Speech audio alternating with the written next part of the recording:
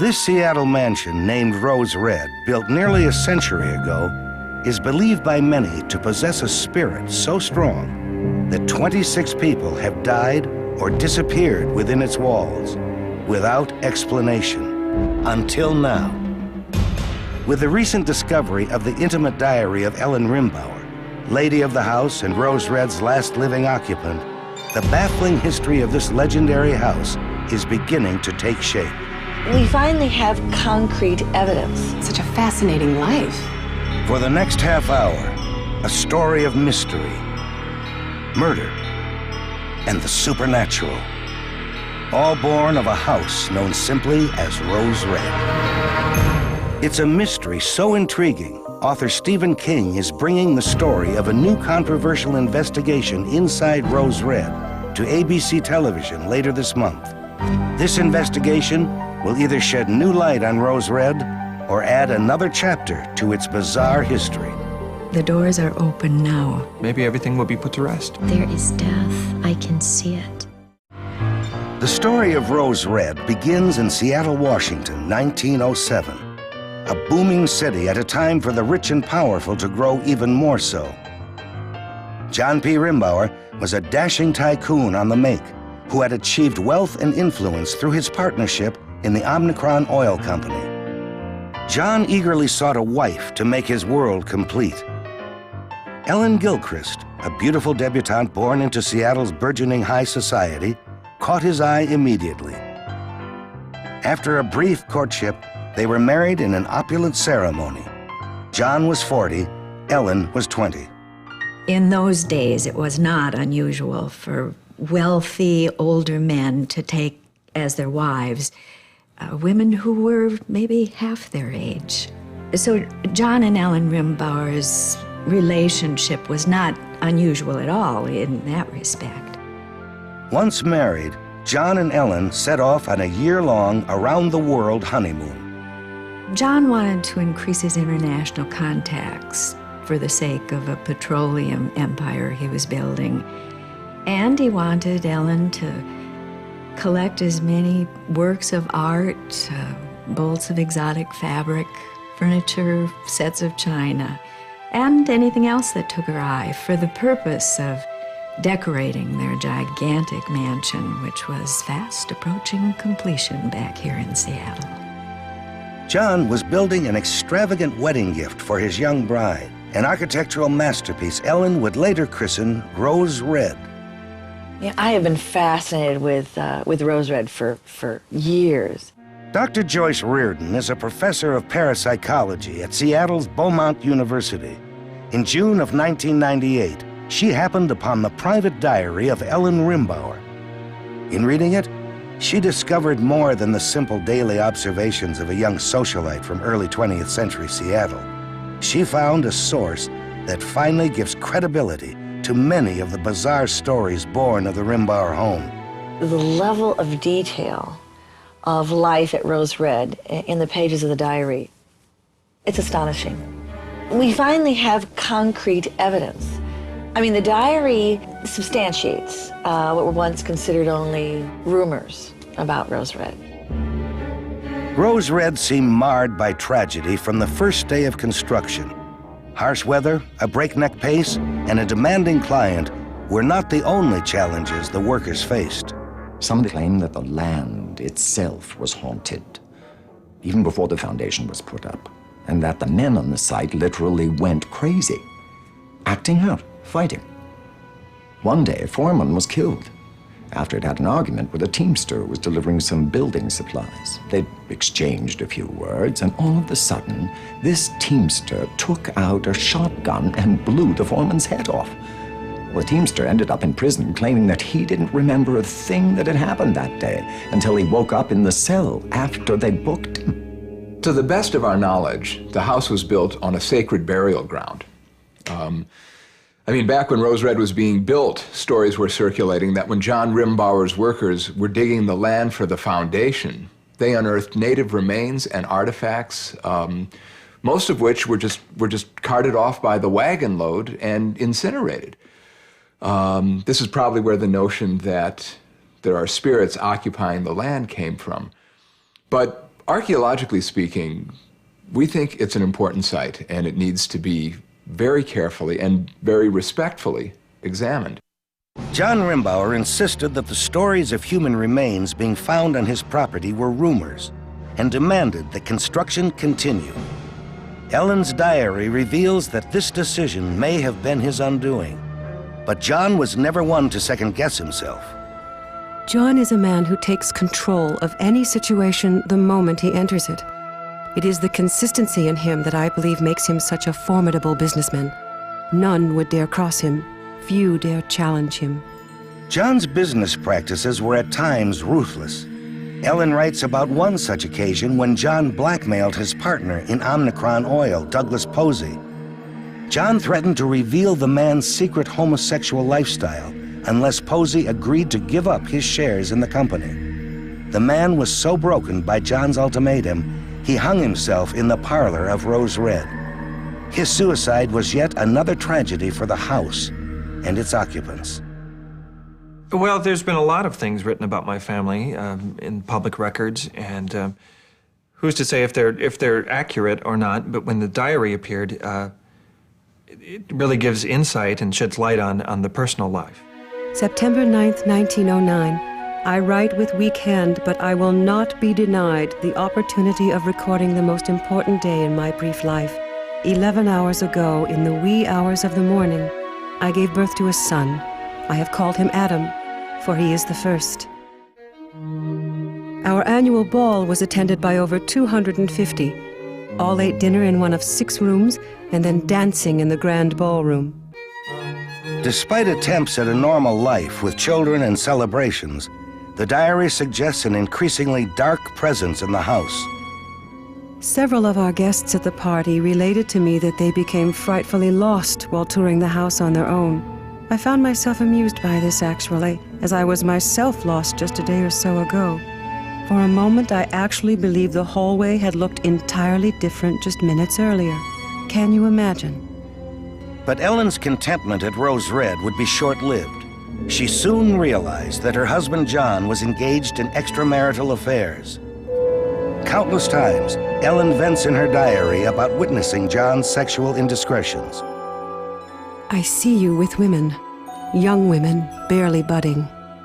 I see you perform unspeakable acts. With each passing transgression, Ellen's life at Rose Red became even more lonely. She was shaken by a dark empathy that seemed to emanate from the very walls of the house. It seems that as soon as John and Ellen moved into Rose Red, Ellen began to realize the power of the house. She wrote early on that something not of this earth had a hand in the strange and often gruesome goings-on there. As she explained in her diary, it's as though the house was in tune with her thoughts, which is unbelievable.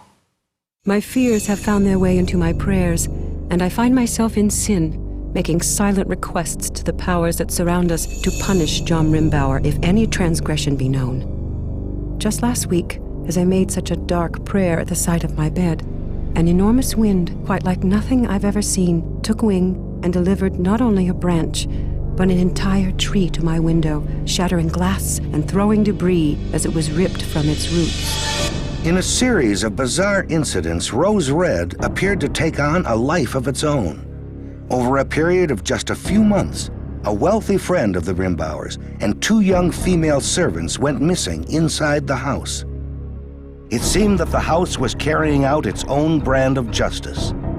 A stablemaster who had taken advantage of some of the girls employed at the house was found trampled to death by one of the stallions in his care. Over the next 10 years, nearly 20 people would vanish or be found dead.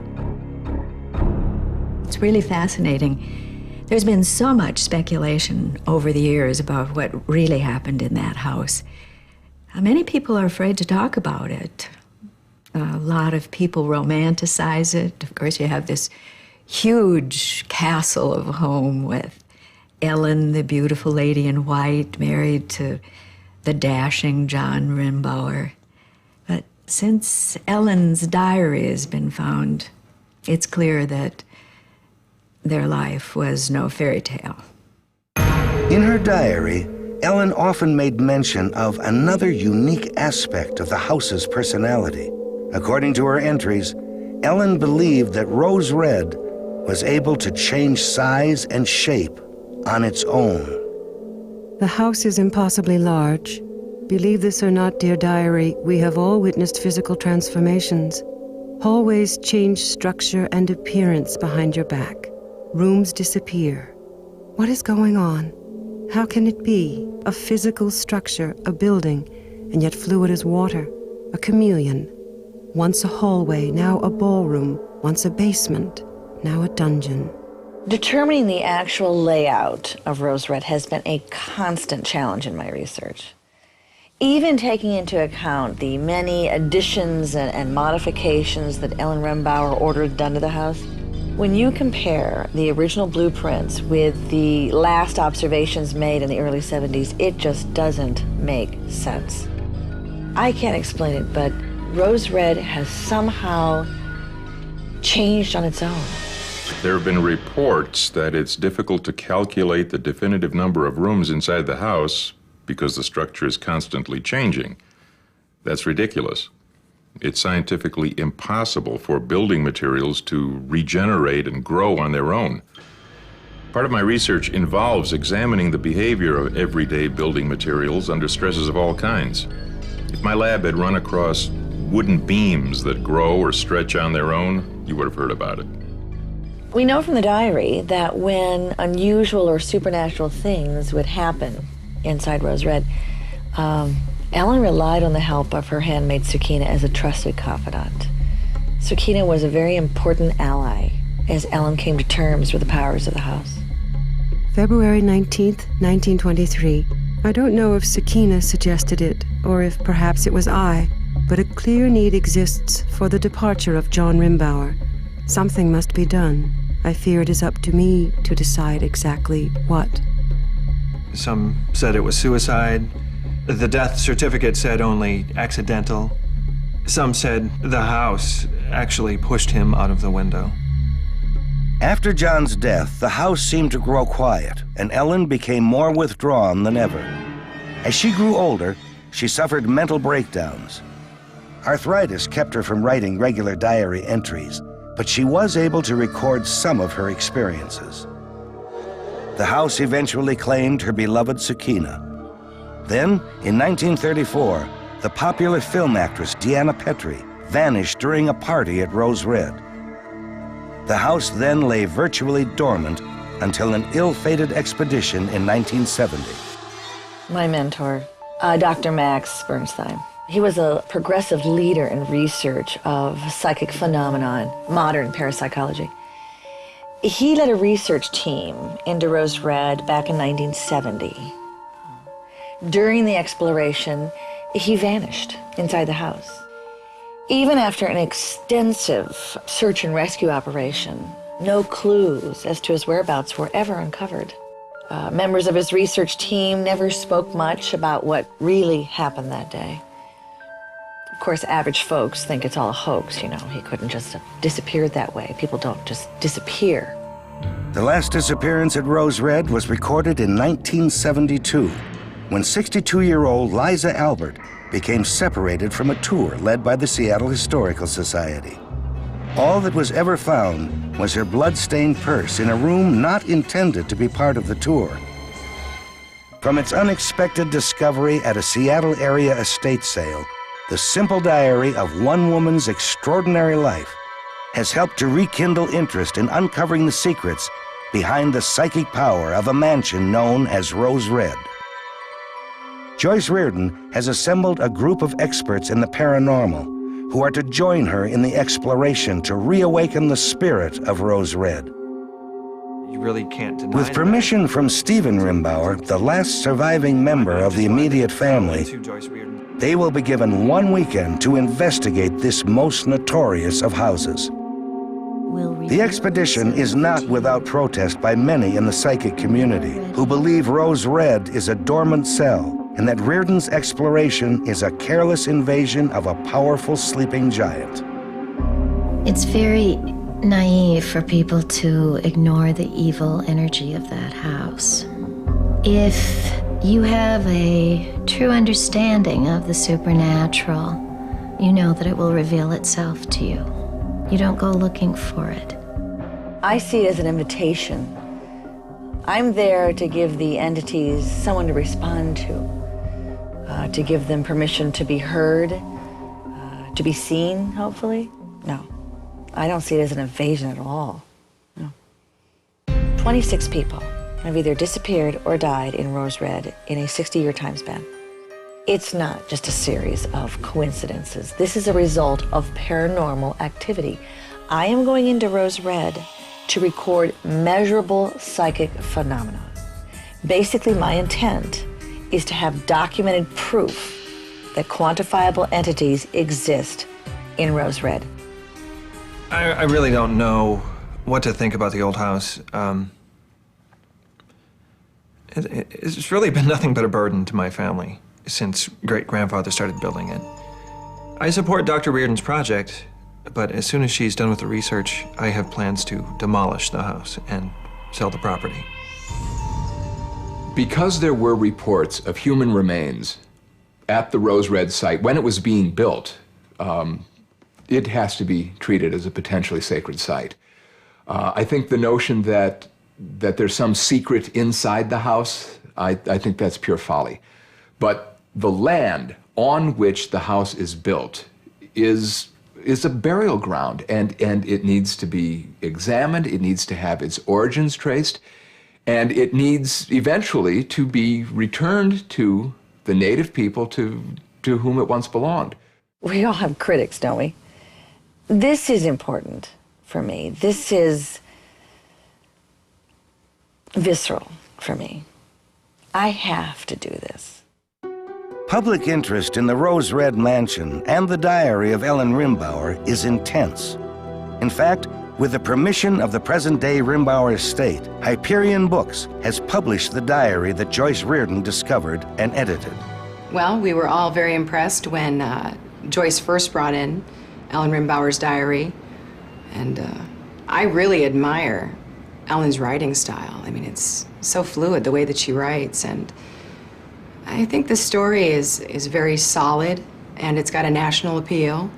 It's very rare that readers have such a great opportunity to see firsthand such a fascinating life. This diary is written with, such detail, this documentation of paranormal activity and these frank sexual situations that, really make it a page-turner. And it's a book that you just really don't want to put down. It was an honor to edit Ellen's diary. It truly was. It really helped me to put all the pieces of the puzzle together. Just a wealth of knowledge there. And of course, with it, I was able to secure funding and permission to put together my expedition through Rose Red. Couldn't have done that without it. Ellen Rimbauer's diary serves as a record of the world inside Rose Red for half a century. By interpreting the detailed accounts within the diary, Joyce Reardon has prepared herself for a look into the vast mansion with supposed portals into the paranormal. Are the dangers real? The fate of her study is uncertain. But for Joyce Reardon, the call to embrace the unknowns within Rose Red must be answered. Is it dangerous? Sure. Could it be life-threatening? Maybe. But if that's what it's going to take to make people believe in the power of the paranormal, I will take my chances. Because this is a golden opportunity to provide some truth. Author Stephen King will bring the story of Joyce Reardon's expedition to ABC television later this month. It captured everything that was in my imagination and more. What I liked about it was the idea of a house that starts to build itself. Entitled simply Rose Red, King's special will air over 3 nights, documenting the incredible discoveries that Joyce and her team of specialists expect to encounter. I think that if they believe they know how things are going to turn out, they're going to be very surprised. Stephen King's role in bringing this special to television in such a dramatic fashion is sure to focus national attention on this most secretive and menacing of houses. February 19th, 1928. We all, every one of us, heard Rose Red laugh last night. Laugh at me. It was the most frightening sound I've ever heard. If there is a game to this, she has clearly won. They are all gone, my loved ones. I am alone. Alone in my thoughts, alone in my silence, alone in this house. I shall fire the entire staff before she gets another of them. I shall dwell in this place alone for a time.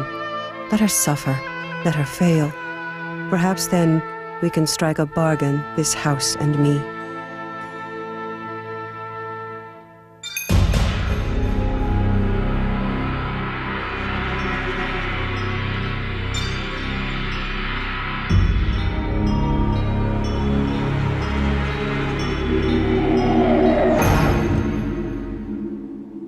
Some houses are born bad. Houses like Rose Red. Dr. Joyce Reardon has found the key. If anyone can wake up Rose Red, she is the one. That will unlock the secrets. Are you holding the doors and windows closed? Of Rose Red. We shouldn't be here.